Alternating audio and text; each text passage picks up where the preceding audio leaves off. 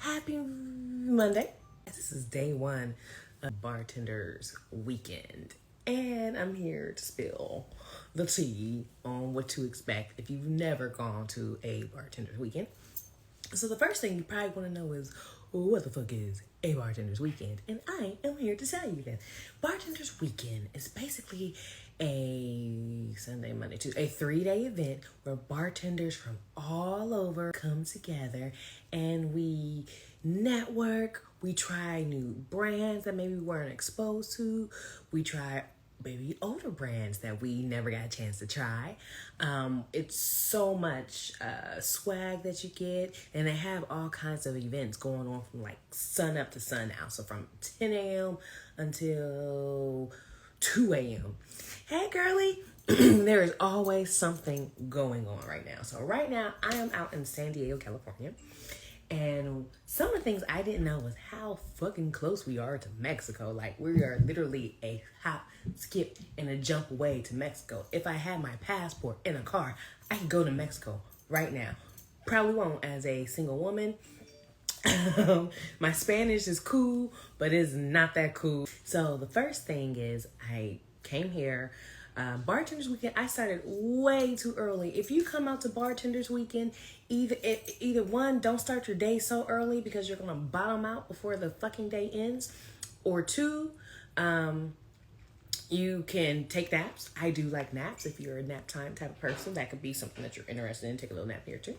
Or three, cocaine. So you got 3 options that you can do in order for you to maintain the whole entire day of Bartenders Weekend. So the first part is there is a registration. So when you go in, they have registration from a certain amount of time. And this registration, you go in there and you sign your name. You get your wristband. Keep your wristband. You need it. Wear it. You need it for every single event because you don't want to you don't want to miss out on the money that you're paying. So keep your wristband on for every single day. Like, just do not take it off, okay? You'll wash and bathe when the shit is over. But keep your shit with you the whole time.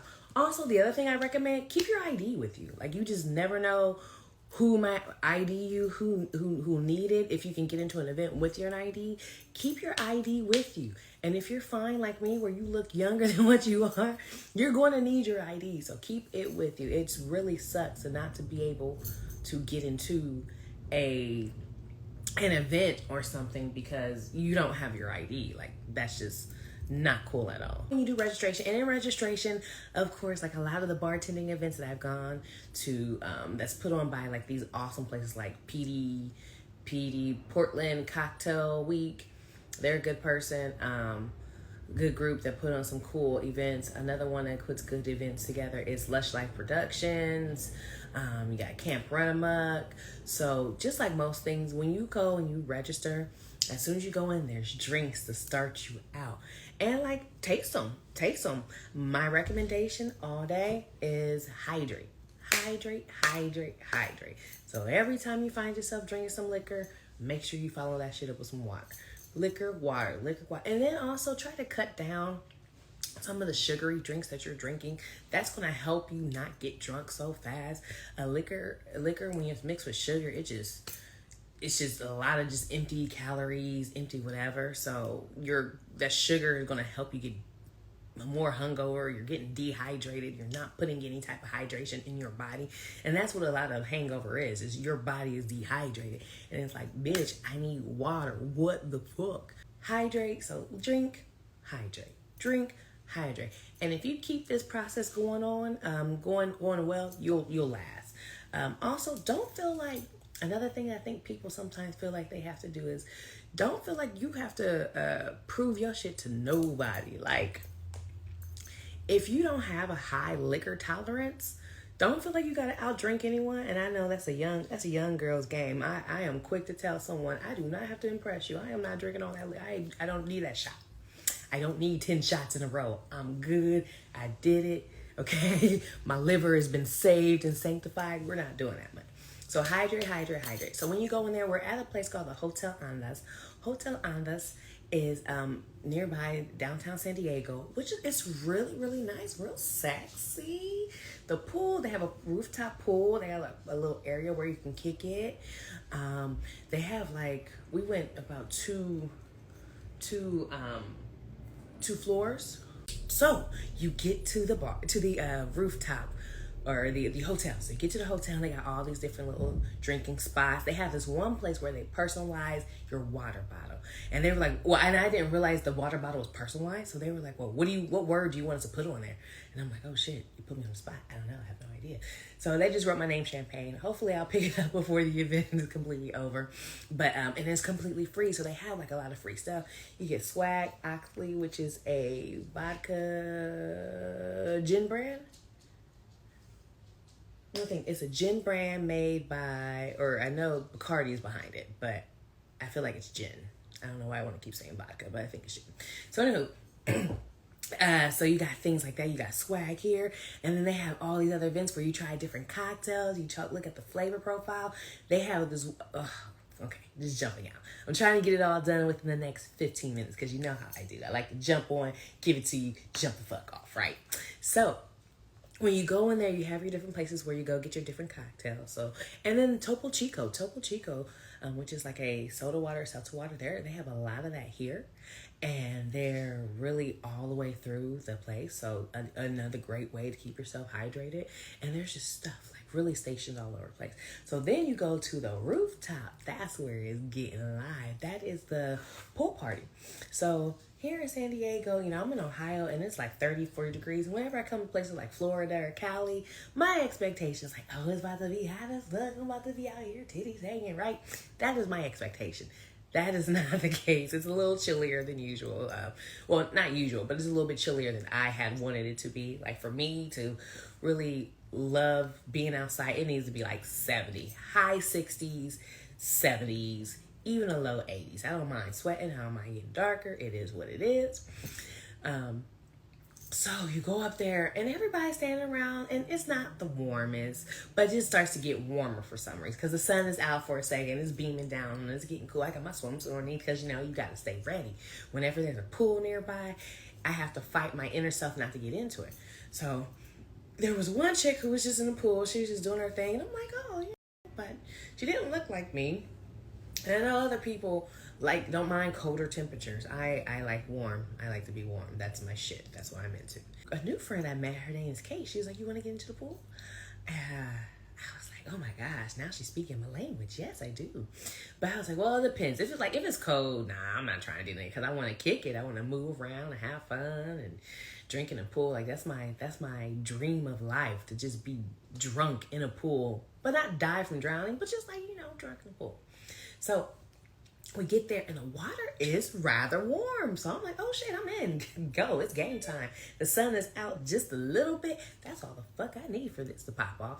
So I jump in the water and it's pretty warm. And then it starts to get cool after a while. But there's little jets underneath the water which shoots out warm water. And I'm like, oh my gosh, I've got to get rich. Like, so there's only like 4 of us in the pool. It's not a lot because it's pretty chilly. It's pretty chilly. But I'm a water baby and I'm a fun person. So I'm in the water.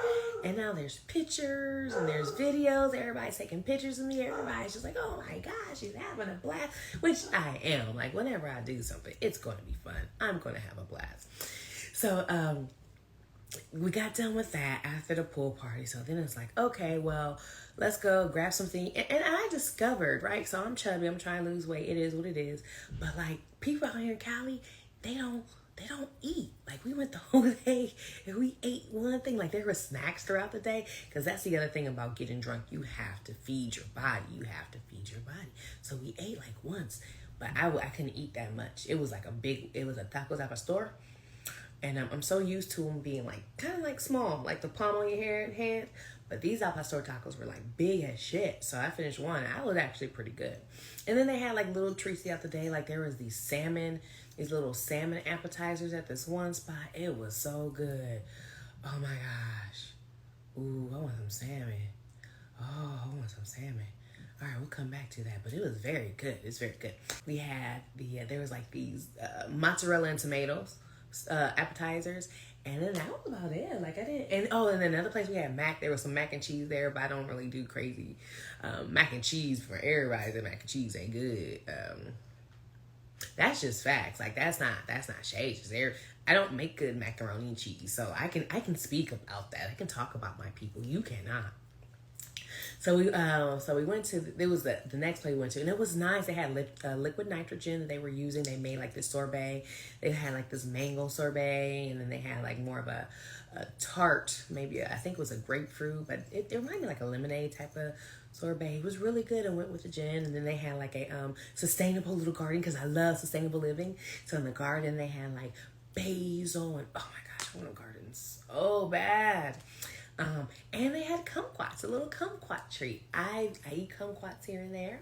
I don't really buy them as much, but I do like to look at them. And if you don't know what a kumquat is, a kumquat, it reminds me of like you guys seen like those tomatoes, those like Roma tomatoes? They're like this big. All right, so it's in the shape of like a Roma tomato, but it is an orange though. So it's the size of the Roma tomato, but it's an orange. So you have like more of a rindish type of feel on the outside of the kumquat, and on the inside is like a citrus tart type of flavor, just bust in your mouth. It's like nature's starburst. If I did a documentary, I would call it on kumquats. It would be nature starburst, because it bursts in your mouth and you're like, oh my gosh, this flavor. So then after that, we left, and then we went to where did we go to? The next place we went to some other spot where they gave you like little animal ears. It was like a safari park. The themes that they come up with is amazing. So I'm just like, wow. So they have these little ears, and you go downstairs. They did like one in, one out. It was kind of like really exclusive. So we went down there, and it was just fun. Like I'm having parties. Hey, Ahmad. I'm having parties and dancing and meeting so many people, and just, I'm waiting for somebody to play some Meg Thee Stallion, but it's cool. I like all music. Y'all know I was on TV. I like all music, so I'm out there dancing and having a blast. And then we run into some other people from camp. We took pictures together. Like, it was awesome. It was awesome. So we got there, and then at that point, so funny thing that happened is I'm on the floor and I'm dancing. I've been drinking, and I'm like, I need water, but there's like no water anywhere. And I need this water. I'm just dancing. So Anthony, he's one of the new guys I met. He came up, he gave me this drink, and I'm like, more liquor? I was like, Anthony, I can't drink more liquor right now. Like, back in the day, I used to be afraid of my car being pulled when I say I can't drink any more liquor. Well, now, again, getting older is cool, because you just don't give a fuck. Like, certain peer pressures really don't bother you. Like, nah, I don't even do that. It's cool. I can respect your right to do that. I don't even do that. So he's like, just take it. I'm like, all right. I don't get too many men who's forceful like this, and he seems cool, so I take it, right? And it's water. I was like, how did you know? He's like, man, see, you thought I was trying to play you. I'm like, no, man, I appreciate it. It was water, and it was like the most freshest, delicious water I have ever had. It was delicious. So after that, do you think we're done? No, we are not done. So after that, we walked to this whiskey bar, and let me tell you, I have never seen a shot of whiskey cost $1,000. There is I think it's Whistle Pig, because we sat there and I looked, and first of all, the whiskey book was like thick as hell. It was like, okay, I'm being facetious, but it was thick. It was like this big.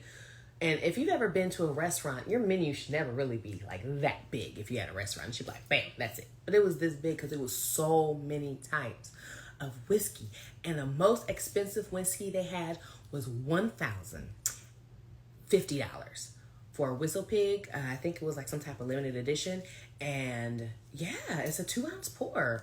And like, you need to be a millionaire for you to spend $1,000 on a shot of whiskey. Like, I understand wanting the experience, and you're just like, I'm here for the experience. I get it. I understand it. But me, personally,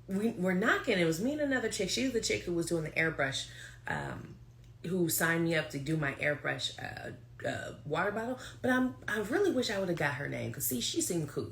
So at this point, like, she's trying to get in there, and then the door just swings open, and it's been like,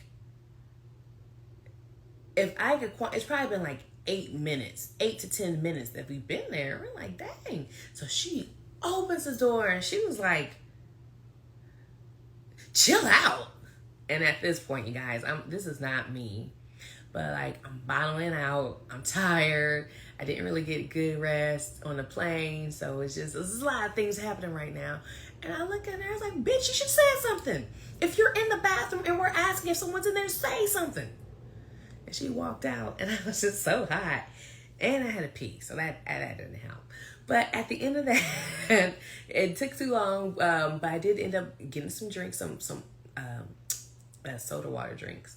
And then my girl Erica, who's here, me and Erica, we're on the same page. Like, we're both, we know we're older in life, so, you know, I was waiting for her to say something, but usually me and Erica could look at each other like, hey, you ready to go? And she was like, yeah, and we out. So that was day 1 of Bartenders weekend.